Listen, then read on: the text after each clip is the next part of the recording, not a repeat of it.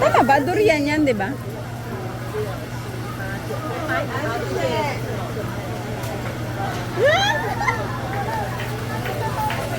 Parang gatas daw ang lasa nito. Hindi siya mabaho. Ay, hindi yan durian. Mabaho. Ang baho. Sakto lang. Sakto na.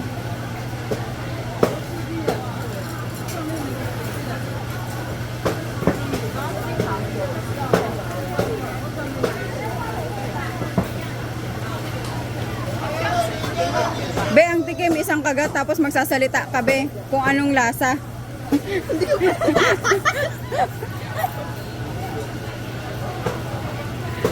Ano lasa? Ano na sa akin?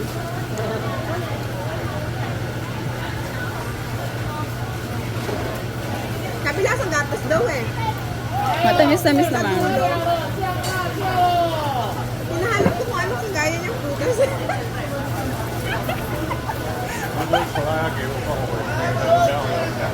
Ano pa? Ano ba doon? Ayoko na dahil. Pero masarap naman. Malambot. Ano pa ito dito? Dahil madami na akong nakain.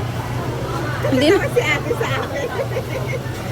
hindi na katikim yung ginagawa mo dahil kain na. Hindi mo pa rin alam kung anong lasa. Mauubos mo na. May mga lasa dahil. Matamis na ano siya, matamis na may pagkamaasim na konti. Tatakla, no? Tapos may aftertaste siya. May amoy siya sa loob ng bibig. Aftertaste. Nakatingin sila sa akin. Gusto makitikin.